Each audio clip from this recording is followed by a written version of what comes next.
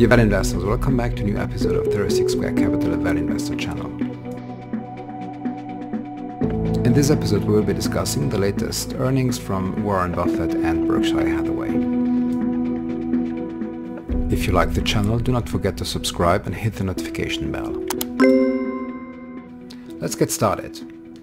So when we want to discuss the latest financial results, earnings from Berkshire Hathaway, and of course through that Warren Buffett, obviously we have to look at the latest quarterly report, which is the 10Q report, which is an unaudited report, do not forget that. And as well, all of us are interested in what have been the latest movements in terms of holdings and so the equity securities part of Berkshire Hathaway. So we'll look as well at the latest 13F report. When you browse through the press, you will probably maybe have seen, or you will find by Googling a lot of negative press about the latest results from Warren Buffett and his company Berkshire Hathaway. I mean, I've just extracted here two snips from the internet where you see that Reuters mentioning that Berkshire Hathaway has been losing money as stocks and Hurricane Ian offset rising demand. Another article was saying that thankfully Warren Buffett had two dividend energy stocks that kept Warren Buffett from Q3 results from being a total disaster. So that feels like a catastrophic result, in fact, for the latest quarter. But I think that's beyond the, let's say, the emotional thing here. You know me as a value investor since more than 20 years. I want to be very factual. So as I always do when I analyze companies, I went to the 10Q report first of all, which is the latest unaudited report from Berkshire Hathaway, which has been published October 26, 2022. And you remember this is something that is mandatory, so the SEC, Securities Exchange Commission, is expecting every company that is listed in the US to report on a quarterly basis through a 10Q report or 10K when it's the annual report. So what does the 10Q report related to Berkshire Hathaway from October 26 in fact state? Let's have first of all a look at the consolidated income statement, so the earnings statement. And indeed we see two elements I think that are important here. First of all, we see that the overall loss before income taxes and equity method earnings has been of $4.5 billion US, which is like, wow, that's Warren Buffett, and Warren Buffett has a loss of $4.5 billion US. And even worse, in another element in the income statement that is important is the investment and derivative contract gains or losses, where in fact it looks like in the income statement that Warren Buffett had a $13.4 billion US loss on investment contracts. So we need to go even beyond that and have a look at the first 9 months of 2021 versus the first 9 months of 2022. I mean, if you look at the overall net earnings for the first 9 months of 2021, Warren Buffett had a profit of $50.9 billion US, and in 2022 has a loss of $40.3 billion US. I mean, those are humongous amounts. And if you look at the investment gains or losses, well, the first 9 months of 2021, Warren Buffett had a gain of $38 billion US, while now it looks like, when looking at the 10Q consolidated income statement, that Warren Buffett has a loss of $82.3 billion on investment and derivative contracts. So if you go even a step deeper, I mean, looking now just at the Q3 figures, so and we're looking at substantial numbers that in fact sum up to this $4.5 billion loss. I analyzed this $13.4 billion loss on investment and derivative contract gains. And here we need to be precise, and we need to be more precise than the press. And you know that when I teach to my students value investing, that I recommend my students really to be able to read those financial reports, because they tell you in fact a lot of interesting things. And one of the things here, when I try to understand where does this $13.4 billion loss come for Q3 2022, in fact, when you go into the details of the 10Q report and you look more specifically at the investment gains losses section, you see in fact that the $13.4 billion are made up of $12.9 billion US of losses on unrealized investment losses. What does that mean? This is something very important where we need to go a little bit back into history. I mean here like 5 years. And I've put, for those who can watch the video, the URL. I mean, for those who are on the podcast, please go to the Berkshire Hathaway website and look at the 2017 letter to shareholders that Warren Buffett regularly writes to really support the financial reports of Berkshire Hathaway. And in the 2017 shareholder letter, Warren Buffett was commenting about something that was pretty interesting and that it still has an impact, and you will understand the relationship with the 2022 Q3 figures. So, I mean, I'm reading here what he was saying, so I'm quoting Warren Buffett. So he said in the shareholder letter of 2017 that, quote, "I must first tell you about a new accounting rule, so a US GAAP rule, that will severely distort Berkshire's net income figures and mislead commentators and investors. The new rule says that unrealized investment gains and losses must be included in all net income. And that will produce some truly wild and capricious swings in our GAAP, so US GAAP, bottom line. So for analytical purposes, Berkshire's bottom line will be useless." Quote close. So that's what Warren Buffett was commenting and writing in 2017 shareholder letter. So we need to understand a little bit what does this mean, and because this will help us interpret and understand the 2022 Q3 results, which look in fact catastrophic. So in the shareholder letter, he's speaking about GAAP, so generally accepted accounting principles. So Berkshire Hathaway being a company listed in the US, so they have to follow US GAAP, not IFRS, but US GAAP accounting principles. And in 2016, and that new rule came into effect in 2018 is, I mean, for some of you may have heard about it, is the ASU, so Accounting Standards Rule 2016-01, which was in fact asking to all companies that are listed on US stock exchanges and that follow US GAAP accounting rules that now, moving forward, so from 2018 on, that any changes in the fair valuation of equity securities, and Warren Buffett, I mean Berkshire Hathaway, has a very, very big position in equity securities. It's the same for 36 Square Capital. I mean, the main business of 36 Square Capital is holding equity securities. So US GAAP was asking that any changes have to be fair valued, which is normal. So, I mean, at each quarter when the new report comes out. But now what has changed is that the changes, so if it is gains or losses, have to be recognized, have to be reported in the income statement, so in the earnings statements. Prior to 2018, any unrealized, so when the company was doing the fair valuation of the equity securities, but if the company has not sold the securities, I mean the company has neither booked a gain nor booked a loss. So the companies in the US, so typically like here, holding companies that have large positions in equity securities, they could in fact report the gains or losses of unrealized, so those unrealized gains or losses in the other comprehensive income statement, which is a different statement than the consolidated income statement. So, and this is where we speak about the fair valuation through the other comprehensive income versus the fair valuation through the P&L, so the income statement.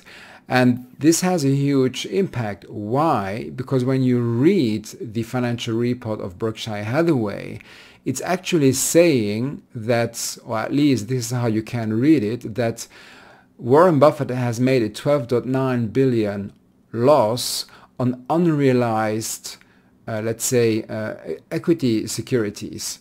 So basically, it's just the market that has come down, and we're going to look into this. And it's true that the market over the last couple of months has come down because the market has been extremely depressed about high inflation, war in Ukraine, etc. But in reality, the positions in terms of equity securities have not changed. It's just that with this new rule since 2018 that came into effect in 2018 with this 2016 rule, well, obviously Warren Buffett has to report in the net earnings a loss of $12.9 billion. And you may wonder, I mean, for those who are outside of the US, how does this work with IFRS, which is the International Financial Reporting Standards? We'll not go into the details here, but that's the standard that is being used nearly everywhere across the world, with an exception of like 10 countries. And in IFRS, it's pretty similar to what the US FASB is asking in terms of fair valuation, but IFRS 9, which is the standard, which is equivalent to ASU 2016-01, is in fact allowing companies at the moment, at the initial investment, to decide if they present the changes in fair valuation, so the unrealized gains or losses, in the other comprehensive income, which is not the, let's call it, standard income statement from a accounting perspective, which for me at least as a value investor makes much more sense, because I do have I mean, on our family company 36 Square Capital, we have those kind of swings as well. But as I'm not selling the securities, why? I mean, I don't have a loss. The loss would only happen, or would only materialize, if I would really be selling the companies at a lower price versus how much I bought them. But that's not the case, and that's exactly the same here for Berkshire Hathaway. And I mean, let's have a look at the market. If you look at the Dow Jones, and we're looking here at the last quarter, so we're looking how the market evolved over the last couple of months, we in fact see that compared even to last year, if you look at year-over-year comparison, the market has lost 16.4% of the Dow Jones and 16.7% on the S&P 500. So the market has come down. But again, if you're a serious value investor and you are waiting just the market to come back, and this is actually what is happening now since a couple of weeks, the market is coming back. And remember that here we're looking at a financial report that ends end of September. So this report also is not taking into account what is happening, for example, in October or in November, and the market is going up again now. Because it looks like that with the stricter monetary policy of the Fed and the European Central Bank, that inflation is being, I mean, less aggressive, is growing less as it was before. Let's see, you know, I mean, I'm not the guy who tries to make predictions. So all in all, indeed, Warren Buffett had to report a loss, but a big part of that loss, and I mean, just look at the numbers, 13 or let's say 12.9 billion losses are linked to unrealized losses on equity securities. Warren Buffett has, I mean, Berkshire Hathaway, Charlie Munger, they have not been selling those securities. It's just a fair valuation of how much those securities are worth today versus the previous period, versus the previous report. Again, the loss will only materialize when the equity securities are sold, which is here not the case, and that's why it's important that you understand this ASU 2016-01 rule and how that reflects as well in IFRS. Now, if you want to understand what happens between the last quarter, so closing end of June 2022, and what happened to Berkshire Hathaway at the position they have at the end of Q3, so end of September 2022, in fact, the 10Q report does not help very well. Why? Because the periods that are, let's say, comparable, in fact, differ. I'm going to give a concrete example. If you look at the 10Q report of Berkshire Hathaway on the balance sheet, it's comparing December 31st position to now September. I would have preferred that they would have taken the balance sheet of the last quarter, because you know the balance sheet, you can at any moment in time look into it. It's the accumulation of the stock of wealth since inception of the company. So I would have preferred to have a Q2 to Q3 comparison of the balance sheet. Same for cash flow statement, for example. It's looking at first 9 months. And here what I did, in fact, it's comparing, in fact, the Q3 of last year with the Q3 of this year. I'm not interested in that. I'm really interested in comparing the variation Q2 to Q3 for the same fiscal year. So what I did, in fact, I took both reports, 10Q reports, Q2, Q3 for Berkshire Hathaway, and you're going to see in the slide, so I've pasted, in fact, the two columns together so that we have the end position of Q2 and the end position of Q3, so that we can deduct the variations between the two periods, in fact. So let's start with the consolidated cash flow statement, because I'm always interested to know specifically for Warren Buffett, what did Berkshire Hathaway do with its cash? And first, we're gonna start, I mean, coming back to the conversation we had about the apparent losses that Berkshire had in Q3, where I hope that you understood in the meantime that those are unrealized losses on equity securities fair valuation. So what is important, first of all, is, I mean, they have done a profit, is to see how the operating activities performed compared to the previous quarter. So what we see here is that in the first 6 months, on the right-hand side, in the first 6 months of this fiscal year, Warren Buffett and Berkshire Hathaway had a positive cash flow from operational activities of 15.3 billion. And for the first 9 months cumulated, in fact, they added 11.6 billion US dollars, which is pretty positive. And if you look, I mean, into the details of the 10Q, indeed, the 10Q report is showing that the operations in general, plus the dividends that they were getting, have increased the cash flow from operation activities by, in this case, 11.6 billion US dollars. The second position that is interesting to look into specifically, because Berkshire Hathaway is a equity holding company, it would be the same if you'd be analyzing 36 Square Capital, is what were the movements in terms of selling and purchasing new equity securities. And here we need to go a little bit deeper in the cash flow. So we are going out of the cash flow from operational activities and going to the cash flow from investing activities. And we see, in fact, that in the purchase of equity securities, so ending June 2022, for the first 6 months of the fiscal year, Berkshire had spent 57.2 billion US dollars. And over the last 3 months, they spent, in fact, 8.9 billion US dollars more in terms of purchasing new equity securities. Does it make sense? Well, probably. I mean, if I look at 36 Square Capital, I've been purchasing more companies and doing cost averaging, taking the opportunity of very depressed markets linked to high inflation, that are also linked then to the markets becoming very emotional because the interest rates by the Fed are going definitely higher. And by that, in fact, it's devaluating the value, the fair value of equities. So definitely, I mean, I took the same strategy of investing, and I've heavily invested this year, 2022, after the, let's say, war declaration in Ukraine. And here Warren Buffett, indeed, so Berkshire has spent 8.9 billion over the last 3 months, so from July to September, in terms of even buying further equity securities. In terms of selling, what did they do? Well, they sold 5.3 billion US dollars. Does it make sense? Well, I do not know. I mean, we have to look into the 13F report, what they have been selling.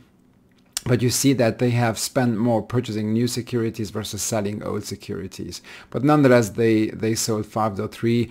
Maybe Warren Buffett and his team had an idea of maybe reallocating part of that money into other opportunities. So that's the kind of thing that potentially Warren Buffett has decided to do. Still in the cash flow from investing activities, we are looking as well into debt securities. So those are debt instruments, can be corporate bonds, can be US Treasury bills from the government. So what happens over the last 3 months, so Q2 to Q3 2022? Well, in fact, Warren Buffett has spent and Berkshire Hathaway has spent 39 billion supplemental US dollars on buying US Treasury bills and fixed maturity securities. And did they sell anything? Yes, they sold for 15 billion US dollars of debt securities that they had versus the previous quarter. So yeah, I mean, probably again you would wonder, does it make sense? Well, I mean, probably Warren Buffett took the opportunity of very high short-term interest rates on US Treasury bills, which explains such a high outflow of cash in terms of buying new US Treasury bills and fixed maturity securities. Last but not least, looking at the cash flow statement, because I'd like to understand what was done with the cash from Berkshire Hathaway's balance sheet. One of the things that I'm always interested in is, and you may, if you look at the training, the art of value investing, is I always say that in order to become wealthy and rich, you need two mechanisms. One mechanism is buying very cheap at 25 to 30% below intrinsic value, and the second mechanism is while your money sits still, because it may take 3, 4, 5 years until the market becomes positive. The market is then potentially even overvaluating the company that you bought a couple of years ago. During that period of time, you need to have passive incomes, and one form which is very well known to value investors of passive income is cash dividends. But it's not the only one. Another one is share buybacks. It's not a direct cash, let's say, inflow for you, but at least it increases the intrinsic value, or let's say the book value of one single share when the company is doing share buybacks. In the context of Berkshire Hathaway, you may know or not that in fact Berkshire is not paying out dividends, but they do provide a direct return to shareholders by executing share buyback. So I'm looking here at the cash flow. This is now a financing activity, so this is after the free cash flow to the firm. What did Berkshire do over the last quarter? So again, comparing here the first 6 months, where they had spent for the first 6 months $4.1 billion of buybacks. And over the last 3 months, they in fact have spent $1.1 billion more in terms of share buybacks, which is, I would say, it's positive for the shareholders of Berkshire Hathaway. Now what we need to understand, of course, and you are probably also very interested, and of course it's always very insightful, not only to understand overall how Berkshire has performed in terms of earnings, how Berkshire has employed its cash, selling, buying things, did it provide a return to shareholders. But now what we're going to be looking into the second section of this episode is what were the movements, and we look at the 13F report. And I mean, for those who do not know, 13F report, every asset manager in the US that has more than 100 million of assets under management has to report latest 6 weeks after quarterly closing through a 13F report, which is an SEC mandatory report, what were the position movements that they had, so in and out in terms of equity holdings. So let's have a look then now at the 13F report for the Q3 reporting period. So the first type of movements we want to see if there have been exits of existing holdings, and indeed there has been one, which is Store Capital, which is a real estate investment trust. We already saw in Q1 and Q2, so the previous two 13F reports, that Berkshire was reducing its stake in that company. In terms of new additions, very interesting, because for those who are registered to my YouTube channel, I was discussing in fact the semiconductor manufacturing industry in one of the latest episodes about Intel, and I was discussing specifically Taiwan semiconductor manufacturing. And interesting, a pure coincidence of course, is that Berkshire Hathaway has been taking a huge new stake of $4.3 billion into Taiwan semiconductor manufacturing. They have also added LP Building Solutions, which is a smaller building material manufacturer in the US, and also Jefferies Financial Group, which is an independent investment bank. In terms of stakes that have been growing compared to last quarter, so interesting to see that Warren Buffett continues to invest into oil and gas industry, so specifically with Chevron. So he has added, or Berkshire has added 2.4% versus previous quarter, and they continue to hugely invest into Occidental Petroleum, so they have added or increased their position by 22.6%.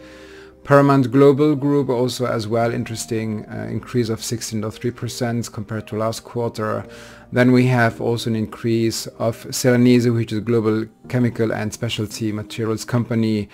I can understand where Buffett is coming from. I mean, I have since a couple of years invested and continued to invest during the Ukraine-Russia crisis into BASF, which is the largest global chemical group. So here I understand the position of Celanese. And then an interesting one is Restoration Hardware, which is now called RH, where they already had a position. So that's really an upscale home furniture in the US, and they do not pay a dividend, but indeed it looks pretty cheap, and the return on invested capital, what I could rapidly see, is pretty interesting.